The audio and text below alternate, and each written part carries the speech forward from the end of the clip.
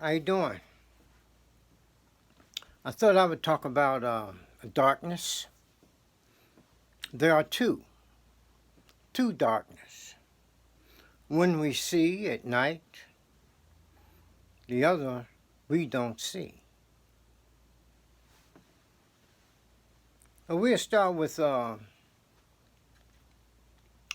ancient Camite god named Har Magoo. Magoo means scales, like in the sign of Libra, the balance, the equinoxes. Har makes the two one. He's Lord of the equinox. Making the two one brings balance. Balance brings perception. Then he must be a God who sees with his eyes open or closed, because he has increased perception. But then we have a book called Purdam Haru.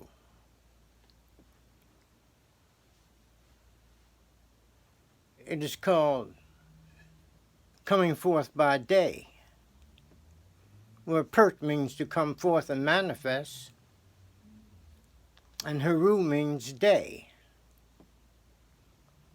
or light, illumination.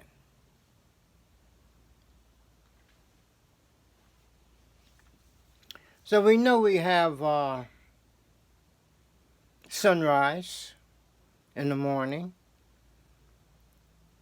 When the sun rises, it disperses the darkness and floods the sky with light so that we all can see with no problem. So it seems. But then we see that during the day, there's another darkness that blankets the earth. It's invisible to us because it's mystical.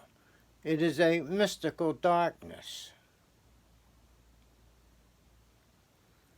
But it's there during the day, right? So the Christ said he prefers to work during the day. Okay? A Kimite god called Haru, who is hawk-headed, and the hawk represents the sun. So this is a day also, daylight. So Haru, hawk-headed, we say, well, he prefers working during the day. It is true that sunlight strengthens our will. Not willpower, it's our will. Our will sort of feeds on sunlight.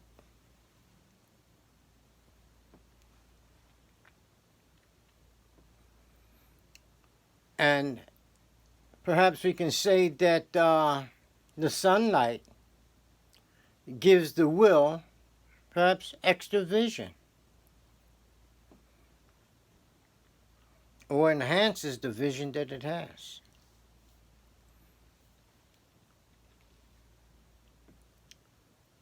But then we know that during the day or night, that people are vulnerable to all sorts of liars in wait.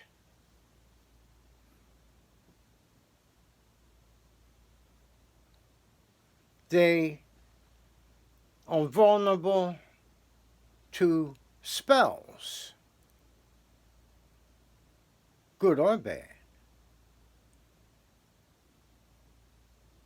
So when the Christ says that he rather work or prefers to work during the day in daylight hours, Was he telling us about this darkness that prevails during the day, that makes us vulnerable to all sorts of things?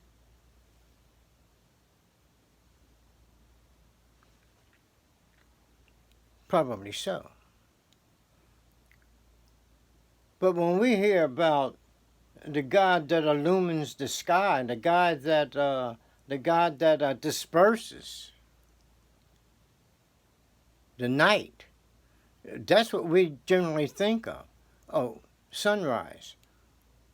The sun is illuminating the world so that we can see during the day.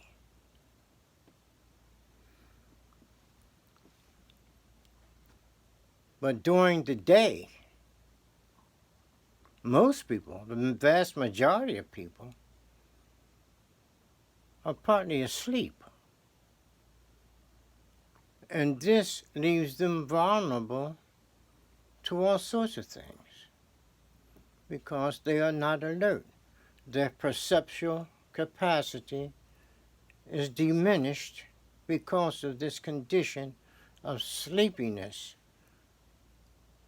that people go through during the course of the day. And because of this,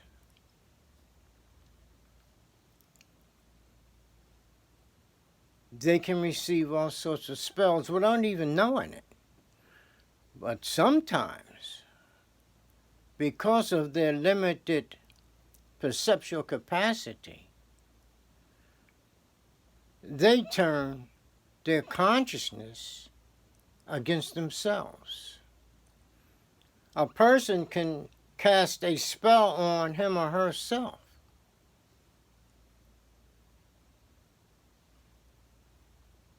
because their vision is inaccurate. You see, a person can cast a curse on himself or herself without even knowing it, because they are not completely awake. They are in a stupor half the time. All of us go through this during periods of the day. So this book that I mentioned, the Purdam Haru, it has some of the oldest religious writings the world knows. Yeah. Very ancient religious writings are in that book. But the book talks about spells and rituals, etc. Rituals that will sort of eliminate the spell, for example.